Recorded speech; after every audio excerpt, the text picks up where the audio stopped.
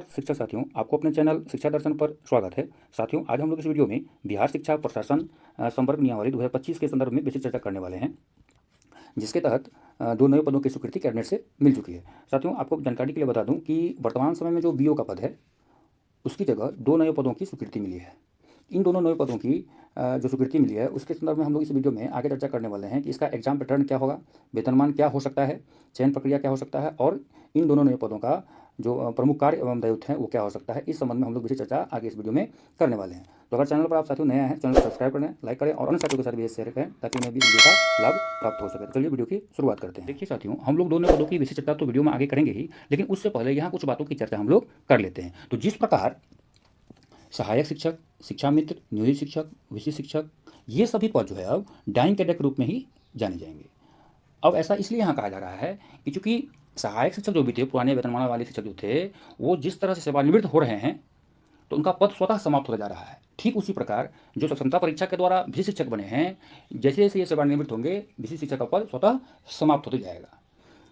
ठीक उसी प्रकार अब संभवतः जो है बीओ के पद पर प्रमोशन से नहीं भरा जाएगा, बल्कि उसकी जगह नए पद प्रखंड शिक्षा विकास पदाधिकारी, जो कि प्रथम प्रोन्नति का स्तर होगा, जो कि आगे वीडियो में हम लोग इस पद की चर्चा करेंगे, इस तरह का होगा। मतलब ये हो गया कि जिस प्रकार सहायक शिक्षक का पद डाइंग कैडर हो गया, विशिष्ट शिक्षक भी धीरे धीरे जैसे जैसे सेवानिवृत्त होंगे उनका भी पद डाइंग कैडर होता जाएगा, उसी प्रकार से बीओ के पद पर अब संभवतः प्रमोशन के द्वारा, जो कि प्रमोशन के द्वारा भरा जाता था पहले, अब उस पर बीओ की बहाली, डायरेक्ट बहाली प्रमोशन के द्वारा नहीं होगी। अब उसकी जगह प्रखंड शिक्षा विकास पदाधिकारी के पद पर प्रथम प्रोन्नति का जो स्तर है उस पर प्रोन्नति दिया जाएगा। इसकी चर्चा हम लोग वीडियो में आगे करने ही वाले हैं।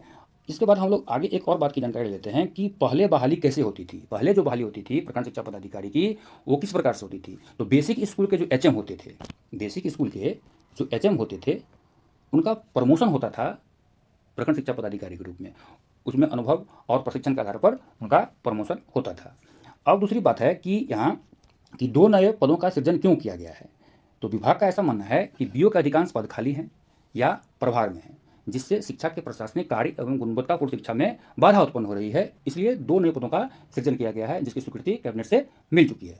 अब आगे देखते हैं, शिक्षा विभाग से जो कैबिनेट से स्वीकृति मिली है, वह यहाँ पर आप देख सकते हैं कि राज्य में संचालित प्राथमिक से उच्च माध्यमिक स्तर तक के विद्यालयों में गुणवत्तापूर्ण शिक्षा की व्यवस्था सुनिश्चित करने एवं विद्यालय के सतत निरीक्षण एवं अनुश्रवण हेतु प्रखंड स्तर पर एक सुदृढ़ प्रशासनिक संरचना विकसित करने के उद्देश्य से बिहार शिक्षा प्रशासन संवर्ग नियमावली 2025 के गठन की स्वीकृति के संबंध में। तो ये स्वीकृत हो चुकी है कैबिनेट से।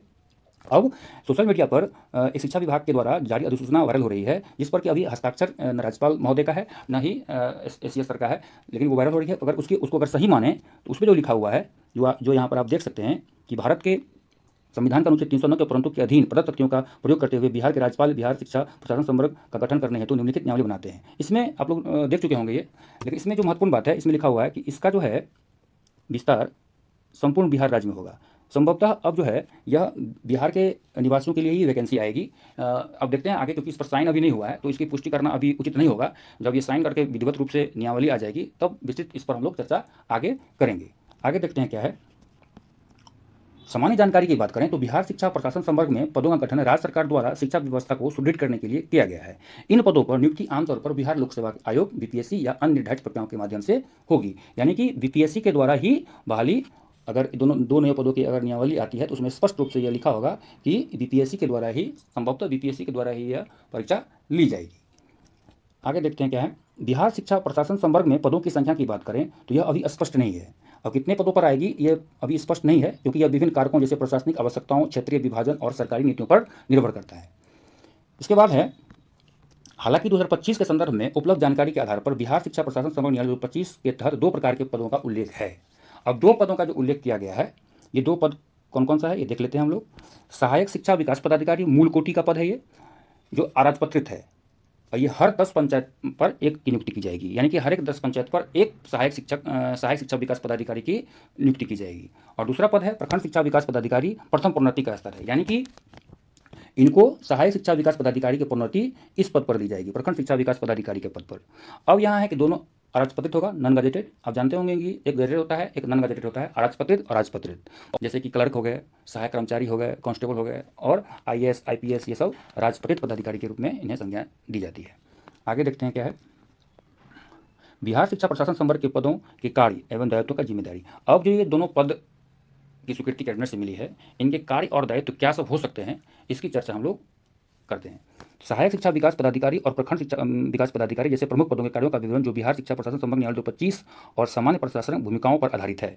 पहला है सहायक शिक्षा विकास पदाधिकारी, असिस्टेंट एजुकेशन डेवलपमेंट ऑफिसर। स्तर है पंचायत स्तर पर हर एक 10 पंचायत पर एक। इनका प्रमुख कार्य क्या हो सकता है? शिक्षा निगरानी, अपने क्षेत्र के सरकारी स्कूल में शिक्षा गुणवत्ता और शिक्षण प्रक्रिया की निगरानी करना। दूसरा कार्य होगा डेटा संग्रह, स्कूलों से छात्रों की उपस्थिति, शिक्षकों को उपलब्धता और बुनियादी सुविधाएं जैसे पानी, शौचालय का डेटा एकत्र करना। योजनाओं का कार्यान्वयन, मिड डे मील, मुफ्त किताबें और छात्रवृत्ति जैसी सरकारी योजना को लागू करना और उनकी प्रगति की रिपोर्टिंग करना। शिक्षक समन्वय, शिक्षकों के साथ समन्वय कर उनकी समस्याओं का समाधान करना और प्रशिक्षण कार्यक्रमों की व्यवस्था करना। आगे जो कार्य है वह है समुदाय जागरूकता, ग्रामीण क्षेत्रों में शिक्षा के प्रति जागरूकता बढ़ाने के लिए पंचायत स्तर पर अभियान चलाना। मतलब इनका कार्य होगा कि पंचायत स्तर पर जो है अभियान चलाना है शिक्षा के क्षेत्र में। इसके बाद रिपोर्टिंग, प्रखंड शिक्षा विकास पदाधिकारी को नियमित रूप से प्रस्तुत करना। प्रखंड शिक्षा विकास पदाधिकारी को ये रिपोर्ट करेंगे, जो भी ये कार्य करेंगे उसकी रिपोर्टिंग वहाँ वो करेंगे, यानी कि उनका सीनियर जो हो गए वो प्रखंड शिक्षा विकास पदाधिकारी उनके सीनियर हो गए, क्योंकि 10 पंचायत पर एक है और हर एक प्रखंड में एक होगा, जिसकी चर्चा अभी हम लोग करने वाले हैं। हर एक प्रखंड में एक हो गए प्रखंड शिक्षा विकास पदाधिकारी। अब देखिए आ गया ये प्रखंड शिक्षा विकास पदाधिकारी, ब्लॉक एजुकेशन डेवलपमेंट ऑफिसर। अब जो है इनका जो स्तर होगा प्रखंड स्तर पर हर एक प्रखंड में एक होगा, जैसे कि अभी हम लोग चर्चा किए थे। इनका कार्य क्या होगा? प्रशासनिक प्रबंधन, प्रखंड के सभी सरकारी स्कूलों के प्रशासनिक नेतृत्व करना और शिक्षा नीतियों का अनुपालन सुनिश्चित करना। निरीक्षण, स्कूलों का नियमित निरीक्षण करना जिसमें बुनियादी ढांचा, शिक्षण गुणवत्ता और शिक्षक उपस्थिति की जांच शामिल है। बजट प्रबंधन, प्रखंड स्तर पर शिक्षा से संबंधित बजट का आवंटन और उपयोग सुनिश्चित करना। शिक्षक भर्ती और प्रशिक्षण, शिक्षकों की नियुक्ति प्रक्रिया में सहायता करना और उनके लिए प्रशिक्षण सत्र आयोजित करना। दूसरा कार्य है योजना निगरानी, राज्य और केंद्र सरकार की शिक्षा योजनाओं जैसे समग्र शिक्षा अभियान को लागू करना और उनकी प्रगति की समीक्षा करना। शिकायत निवारण, स्कूलों, शिक्षकों या अभिभावकों से प्राप्त शिकायतों का समाधान करना। जिला स्तर पर समन्वय, जिला शिक्षा अधिकारी डीओ को रिपोर्ट प्रस्तुत करना और उनके निर्देशों का पालन करना। यानी कि हर एक 10 पंचायत पर एक सहायक शिक्षा विकास पदाधिकारी होंगे और हर एक प्रखंड में एक प्रखंड शिक्षा विकास पदाधिकारी होंगे, जिसे आप बीओ के नाम से भी पहले जानते थे। उन्हीं का नया पद सृजन करके नाम समझिए, नाम एक तरह से चेंज किया गया है, प्रखंड शिक्षा विकास पदाधिकारी। कार्य वही होंगे जो बीओ प्रखंड शिक्षा पदाधिकारी कार्य था, वही इनका भी कार्य होगा। इसके बाद आगे अगर देखें तो सामान्य कार्य दोनों पदों के लिए सामान्य कार्य क्या होंगे, इसकी भी चर्चा हम लोग कर लेते हैं। शिक्षा का अधिकार आरटी अधिनियम 2009 का अनुपालन सुनिश्चित करना, ड्रॉप आउट दर को कम करने के लिए प्रयास करना, डिजिटल शिक्षा जैसे स्मार्ट क्लास को बढ़ावा देना, प्रखंड और पंचायत स्तर पर शिक्षा समितियों के साथ सहयोग करना। मृत्यु की संख्या की अगर बात करें तो प्रखंड शिक्षा विकास पदाधिकारी जो कि प्रथम प्रोन्नति का स्तर का होगा, इस पर डायरेक्ट सीधी भर्ती नहीं होगी, यह प्रोन्नति से भरा जाएगा। वहीं सहायक शिक्षा विकास पदाधिकारी की संख्या पंचायतों की कुल संख्या पर निर्भर करेगी। बिहार में लगभग 8003 पंचायतें हैं, जिसके आधार पर हर 10 पंचायत में एक पद होने से यह संख्या लगभग 800 से 806 के आसपास हो सकती है। वर्तमान में उपलब्ध जानकारी के अनुसार बिहार शिक्षा प्रशासन संवर्ग में कम से कम 534 प्रखंड स्तर पर और 853 पंचायत स्तर पर दोनों का मिला दिया जाए तो लगभग 805 और प्लस 534, चूँकि 853 पंचायत है लगभग में बिहार में, तो उस हिसाब से अगर देखें तो हर एक प्रखंड में हर एक 10 पंचायत पर एक सहायक शिक्षा विकास पदाधिकारी होंगे। उस हिसाब से अगर देखा जाए तो 805 वैकेंसी आएगी इस पद के लिए, और 534 प्रखंड है तो हर एक प्रखंड में एक होंगे प्रखंड शिक्षा विकास पदाधिकारी, उस हिसाब से 534। तो दोनों को अगर मिला दिया जाए तो 1339 पदों पर भर्ती आ सकती है। लेकिन अगर बहुत सारे प्रखंड में प्रखंड शिक्षा पदाधिकारी अभी वर्तमान में कार्यरत हैं तो उसमें माइनस अगर कर दिया जाए 300 एग्जैक्ट डाटा नहीं है, अनुमान के तहत है, तो 1039 पदों पर भर्ती आ सकती है, 1039 पदों पर भर्ती आ सकती है, नहीं तो 1339 पदों पर भर्ती तो आएगी ही, जैसा कि समाचार पत्रों में भी दिया गया है कि 1339 पदों पर भर्ती आ सकती है। और इसका एग्जैक्ट डाटा अभी नहीं बता सकता क्योंकि नियमावली आएगी, रिक्ति आएगी तो उसमें स्पष्ट रूप लिखा होगा, लेकिन अभी हम लोग मान के चलते हैं कि कितनी पदों पर भर्ती आनी ही आनी है। आगे देखते हैं क्या है। अगर वेतनमान की बात करें और वेतनमान की अगर बात करें तो बिहार शिक्षा प्रशासन संवर्ग के अंतर्गत आने वाले कुछ प्रमुख पदों के वेतनमान 2025 के आधार पर इस प्रकार हो सकते हैं, क्योंकि अभी वेतनमान की चर्चा तो अभी नियमावली आई नहीं है उसमें, लेकिन हम लोग अनुमान जैसा कि मैंने अपने स्तर से पता किया तो मुझे बताया गया कि जैसे 17वीं बीपीएससी या 11वीं बीपीएससी आने वाली है, उस संभवतः उसी में इस पद को जोड़ा जाएगा, नहीं तो अलग से ओपन परीक्षा लिया जाएगा, क्योंकि सीधी भर्ती भी जो ग्रुप में वायरल हो रहा है कि सीधी भर्ती नियमावली अधिसूचना जारी हुई है, उसमें लिखा हुआ है सीधी भर्ती के अनुसार। और वैसे अगर देखा जाए तो सीधी भर्ती अगर होगी तो 11वीं बीपीएससी में ऐड हो जाएगा, अगर नहीं हुई अलग से लिया जाएगा तो कोई बात नहीं है। तो और वेतनमान की बात करें तो जब मैंने अपने स्तर से पता किया तो बताया गया कि जिस तरह से अन ऑफिसर्स का जो एग्जाम होता है बीपीएससी के द्वारा, उसमें जो वेतन होता है पे लेवल होता है संभवतः रहने की उम्मीद है। तो इस आधार पर अगर देखा जाए तो सहायक शिक्षा विकास पदाधिकारी का जो कि मूल कोटि के होंगे उनका पे लेवल संभवतः लेवल 7 या 8 होगा, और मूल वेतन की बात करें तो 44,900 या 47,600 से शुरू होगा, ये 44,900 या 47,600 से शुरू हो सकता है। तो इन हैंड सैलरी जो है लगभग 60,000 से लेकर 70,000 प्रतिमाह मिलेगा, और प्रतिमाह डीए जो है एचआरए सहित डिडक्शन के बाद लगभग 60,000 से लेकर 70,000 इन हैंड सैलरी मिलेगा। इसके बाद अगर प्रखंड शिक्षा विकास पदाधिकारी की बात करें जो कि प्रथम प्रोन्नति का स्तर होगा, उसमें पे लेवल की अगर बात करें तो लेवल 9 हो सकता है। ये सभी आंकड़े अनुमान के तहत हैं, इसकी अभी पुष्टि नहीं की जा सकती है, ये अनुमान के तहत बातचीत के आधार पर है, तो इसकी अभी पुष्टि नहीं की जा सकती। लेकिन हम लोग मान के चलें कि ऑफिसर्स रैंक की एग्जाम है, तो अच्छा खासा पे लेवल हो सकता है। तो पे लेवल 9 होगा इसका, प्रखंड शिक्षा विकास पदाधिकारी का 53,100 रुपये से शुरू हो जाएगा मूल वेतन, ये आप देख रहे हैं 53,100 से मूल वेतन शुरू हो जाएगा। इन हैंड सैलरी की अगर बात करें तो लगभग 75,000 से लेकर 85,000 प्रतिमाह दिया जाएगा, जिसमें हर DA HRA सहित रिडक्शन जो भी होता है वो सब के बाद। इसके बाद अगर देखिए, आपको पहले मैंने बताया कि ये अनुमानित आंकड़े हैं, यहाँ पर आप देख सकते हैं ये अनुमानित आंकड़े हैं और सटीक वेतनमान आधिकारिक अधिसूचना में ही स्पष्ट होगी। हालांकि 2025 तक की बिहार शिक्षा प्रशासन समग्र नियमावली के आधार पर इन पदों की भर्ती प्रक्रिया के लिए कोई आधिकारिक अधिसूचना स्पष्ट रूप से उपलब्ध नहीं है। फिर भी सामान्य प्रक्रिया हाल की भर्ती जैसे BO की भर्ती के आधार पर निम्नलिखित चरण शामिल हो सकते हैं। चूँकि देखिए अभी जो अधिसूचना जारी हुई है, क्योंकि उस पर साइन अभी नहीं हुआ है, तो ऑथेंटिक नहीं कहा जा सकता जब तक वो साइन नहीं होता, क्योंकि हर एक व्हाट्सएप ग्रुप में या सोशल मीडिया पर देखा जा रहा है कि शिक्षा विभाग द्वारा अधिसूचना जारी हुई है, उसमें साइन नहीं है, तो उस पर हम लोग अभी विश्वास नहीं कर सकते हैं। तब पर भी जो भी BPSC के द्वारा या दूसरे राज्यों में BO की जो भर्ती होती है उसको अगर आधार मान के चलें तो भर्ती प्रक्रिया क्या हो सकती है, उसके बारे में अगर चर्चा करें तो BPSC या बिहार शिक्षा विभाग द्वारा आधिकारिक वेबसाइट पर भर्ती अधिसूचना जारी की जाएगी, जिसमें रिक्तियों की संख्या, पात्रता मानदंड, आवेदन तिथियां और चयन की प्रक्रिया का विवरण होगा। पात्रता मानदंड, शैक्षणिक योग्यता, सामान्य स्नातक डिग्री या समकक्ष किसी भी विषय में। अभी इसमें BEd को नहीं जोड़ा गया है, क्योंकि अभी जो नियमावली आएगी उसमें स्पष्ट होगा कि BEd रहेगा या नहीं रहेगा। अगर स्नातक डिग्री होगी तो किसी भी विषय में अगर स्नातक है तो वे अभ्यर्थी उस आधार पर इस फॉर्म को अप्लाई कर सकते हैं। आगे देखें, आयु सीमा की अगर बात करें तो न्यूनतम 21 वर्ष और अधिकतम 37 वर्ष सामान्य वर्ग के लिए, जिसमें आरक्षित वर्ग SC ST OBC को आयु में छूट मिलेगी। अब जैसे कि आपको पता होगा कि जनरल के लिए 37 वर्ष है, महिला के लिए 40 है, OBC के लिए भी 40 है, और SC ST की अगर बात करें तो 42 वर्ष निर्धारित किया गया है, तो इस आधार पर ही होगा।